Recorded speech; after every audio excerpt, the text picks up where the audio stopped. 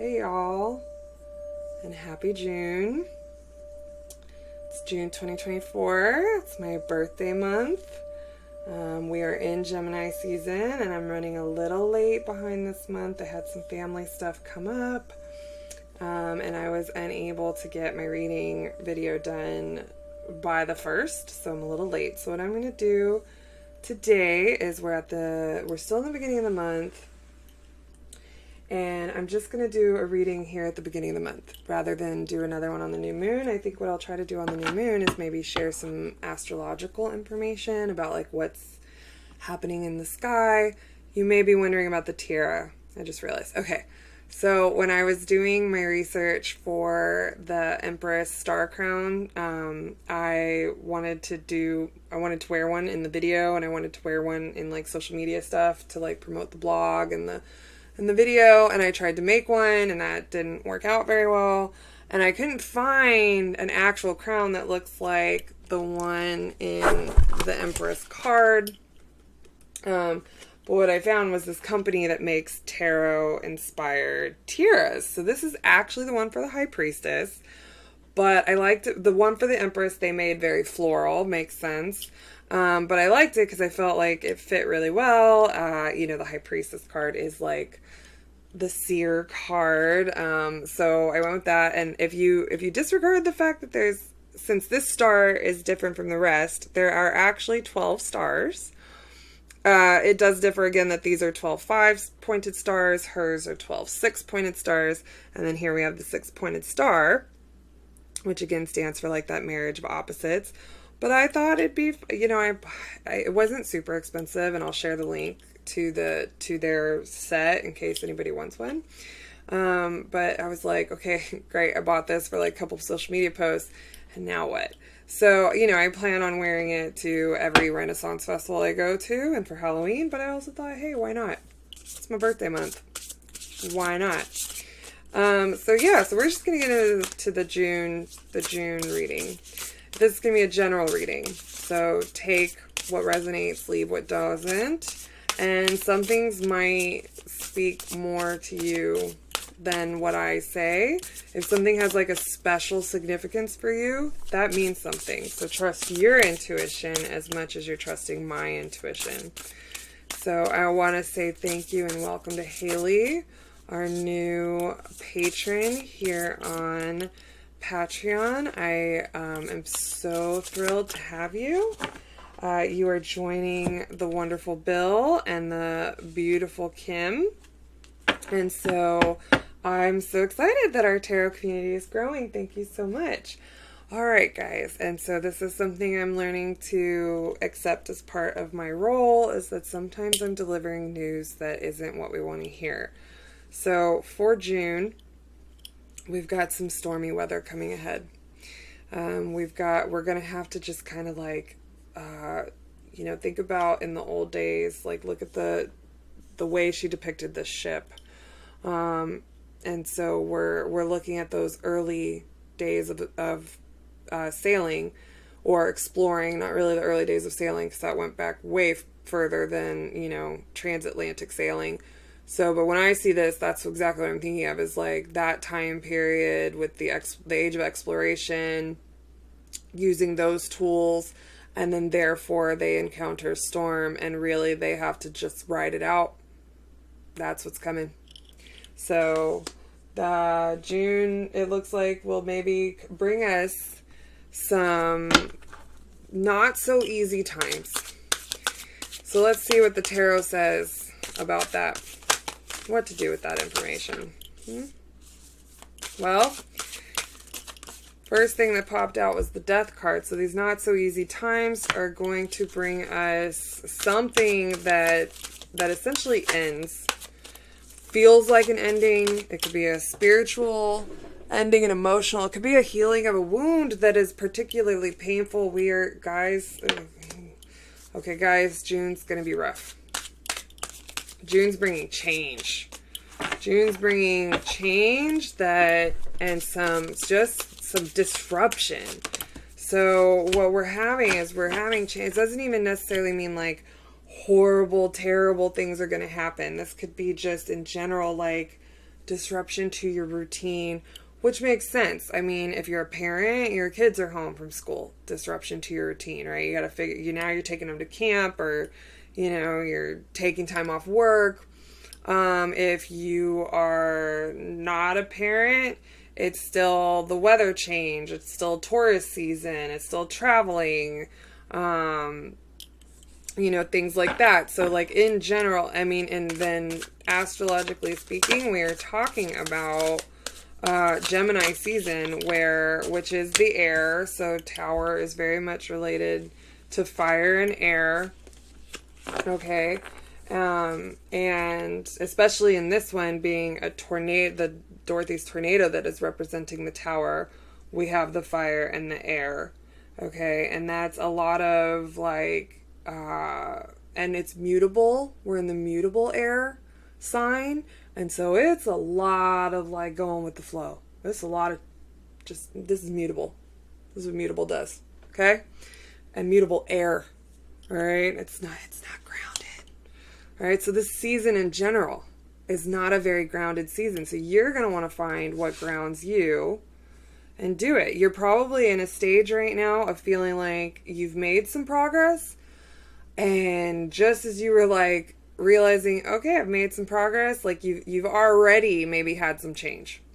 And then you're looking up and going, oh God, I'm not even close. I'm not even close. I'm not even close. Like you've made... But you can at least see. That's the thing, is at least now you can see. Like, it could also be that you've made a lot of maneuvers. Maybe you were in a game. You were in the game of life. You were moving along. You were doing things. It's been, a lot of work, a lot of thinking, a lot of strategizing. And yes, you're looking down the line and you're realizing, oh my God, so this part of the story, what happens is she's like, gone through one chessboard and realizes she has like 8 more she has to go through, or 7. It's 7 more. I can't remember if it's 8 total chessboards or 9 that she goes through in the book. And that's what she's done. She's played one game of chess and realized, oh God, I'm in a world where I got to keep doing that. So that's June for us. Okay. And it's been a while. This energy has been a while. If you go back and watch some of the old recordings and look at the astrology for the year, it's been a while. So what we want to be mindful of is trying to accomplish things. We're trying to cut corners. We don't want to try to cut corners this month. We don't want to try to force things to go our way. Okay, we don't want to slip into manipulation or dishonesty in any way, trying to make things happen the way we want them to happen. We don't want to use like marketing, sales pitches and things like that if that's a part of your business. If that isn't why this card is showing up for you, then it's time to take a look around and see this death card, this ending that might need to be coming. It might be the relationship in your life where you're realizing things weren't as they seem. That could be your job. That could be your significant other. That could be a friend. That could be a partner, a business partner. It's time to look around and realize what in your life has been misrepresenting itself. And if you don't make that call, I think something's coming that's going to make that call for you. And think in the terms of any relationship where you felt like maybe you were making progress and you're waking up and now looking at that 3 of Wands that came before it. Any relationships where you thought you were making progress and you look up and you realize you weren't making any progress. We're going to have a decision that's coming. So something in the disruption of the month and something. And part of the disruption of the month is things the Tower is beyond our control. Now the Death card, that can be something, that can be an ending that we initiate. That can be healing an old wound, like I said, but it just is really painful and difficult. But the realization is that after the Death card, we reemerge, we begin a new cycle. That's a new cycle. And what comes after the Death card is the Temperance card. So we emerge from that with a new layer of wisdom. Okay, the Tower card is when the universe steps in, changes things for us. So we've got a little bit of those both going on. Oh, we've got a little bit of both of those going on this month. And so, and it's coming down to something in our life that wasn't as it seems, or something in our life that we've been working, and we realize we're not as far along as we thought, and we'll have a decision to make. And regardless of which path we choose, the thing is this brightly lit path might look easier at the beginning, but it might not be the one that's actually right for us. In the book, Dorothy also actually chooses the darker of the two paths, and that's what takes her to the Emerald City. Does it take her through some pretty interesting experiences on the way? Yes, it does. Sometimes the hardest thing and the right thing are the same. So this is really an intuitive pull moment where, and this is more than likely coming after you've realized that you're not as far along as you thought, or there's actually more work than you thought. This could be after you realize things are not what they always seemed, and you're going to need to make a choice. And then we will go into a period, and that choice is going to be unique to you. That's the choice that you need to make. The choice, and don't think about it in the terms of right and wrong, hard and easy, yes and no. It really, when we have the Hermit, especially in this deck, the Hermit is at the tea party doing the tea party their way. Okay? They're at the party, but they're also with themselves. They're introspective. All right, and they're not doing what everybody else at the party is doing. They're enjoying their tea their way. That's what you need to do. So when you get faced with that decision, try to quiet down the external influences. Try maybe not even to look too hard at too close or too hard at things like, well, that one's dark and that one's light. Do what's right for you. Do it your way. Okay? Because that way is never the wrong way. All right. I am really making it a point not to make these last forever. Oh my goodness. Okay. So I'm going to end us on a note with the Sacred Forest Oracle, and we pulled Bluebell Fairy Gratitude. All right. Take note of this stag. If this is significant to you, he's here for a reason. Though anything with horns is usually like the horns are seen as like a channel, they're channeling. It's so funny because I was actually thinking about like, maybe if I wear my crown, it's like, I will channel down.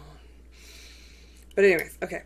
So that's kind of what the horns are often seen. So a stag with horns of this size would be very wise, very in tune. All right. And so we're thinking of that gratitude on that level that realizes that the tough times in life often lead to some beautiful outcomes if we can just get through.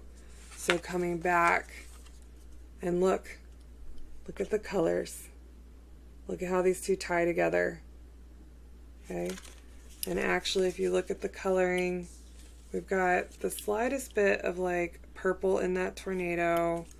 We've got the purple flowers here. We've got a little bit of purple hue here. And then otherwise we've got a lot of green in the tarot that really, it just accentuates with this purple very beautiful. It makes the purple pop. And so this is very much saying like these two are related. These two are tied, because even says Bluebell Fairy. I mean, I don't know. I see purple, and so these are related. This is about seeing the light through the dark. So this is about like in the stormy weather, you know, having to hold on to what keeps you going. Okay, we've got 2 indications of storms here. All right, so, and we have, I want to point out here that we have stormy weather very much associated with water, air, and fire. So what element is missing? What element's not there? So what do you think is the thing that's going to help you get through the storm weather? Earth. You know, that's the element that's not working. So, you know, never forget to just get outside. Grounding herbs as, you know, iced tea maybe, because it's summer, so it's going to be hot. So, you know, grounding herbs in your food, grounding foods. That's a way to bring in some earthing. You know, I do it with, I was going to share a little bit about my routine, my ritual, because people have been asking me, like, how do I, you know, connect recently. When I do these readings at home, my rainbow fluorite is always in between me and the computer. I have calcite, which is very grounding. And then I always have the goldstone here on the desk, and then this is usually with me on my tarot table. If you don't see it when you have a reading with me in person, that's because I forgot it. I light a candle. Recently I was gifted this beautiful handmade votive candle. Everything is special and means something. Everything is intentional and significant. I use a black candle when I can, because black is for protection. And when I light the candle, the candle is often the presence of the spirits. It welcomes them in. It allows them to come in. So I invite them in. I do that in triplicate. I light incense. Incense for me is an aromatherapy that's very grounding. Oils not so much. Incense is very grounding for me. And then I use herb bundles to cleanse the space. It's another form of aromatherapy for me. It immediately puts me in my space. I do not use sage. I'm using up the last of the Palo Santo that I had before I learned this, that white sage and Palo Santo are practically extinct due to the overconsumption and over-commercialization of it, the over-harvesting of it. And those are both sacred. And not only sacred, but used medicinally and in ritual and ceremony by the native people of this country. And so I will not buy sage or Palo Santo again. And I encourage you to actually look for, I took 2 years of herbalism. So, if you look for herbs that are local to you, this is eucalyptus. This was gifted to me. But if I were to use local herbs in Orlando, I would use pine needles and rosemary. They smell great, and they cleanse the air as much as anything else. And so that's a little bit about my ritual. People have just been asking me recently, so I thought maybe I'd share that. That for everybody it's different. I have my little, these are the elements that can go with me too, because I always have a candle lit on my table, because I do believe that invites the presence of my guiding spirits, my spirit guides. I like to, like I said, for me, this is very grounding. Incense. And then recently I've added the singing bowl. I've been learning a little bit more about vibrations and how these can actually raise the vibration in your space. I had always used this for meditation. I used it in my yoga classes to call people out of Shavasana. And I feel, and then, I usually start with one starting point with the cards. And I tell people, like, symbolism is my second language. I research it all the time. And my approach to it is very much like, I'm a writer.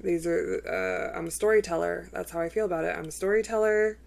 I just read to you the story that I see in the cards. It is both spiritual practice and an intellectual practice for me.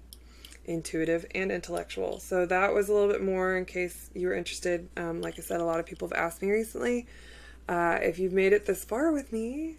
I love you bunches for that, because I know I talk a lot and my videos always end up being like 10 minutes longer than I'm trying for. Again, welcome Haley. Thank you, Bill and Kim, for your continued patronage.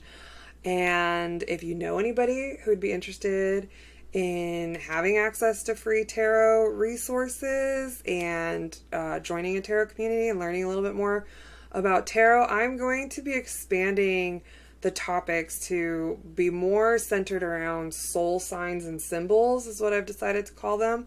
And it'll be talking a little bit more about like how to interpret symbolism and signs that the universe sends us, how to connect to our intuition that way, how to connect to our spirit guides that way, through learning what these mean. So I'll be covering now a wide variety, continuing to talk about the tarot, but also incorporating a lot more about other soul signs and symbols. And I will also be talking about that on my podcast. But I will make sure that patrons here get like exclusive benefits from that as well, some kind of extra perk. And if you're here with me on YouTube, thank you so much. Please like and subscribe. All your support makes this possible for me. So I appreciate anyone who's here. If you found this reading after June 2024, there's a reason. There's a reason in the message. And again, with general collective readings, take what resonated, leave what doesn't. And if something significant for you was in here, then listen to your intuition, because that's important. So again, I love you all bunches. And until next time.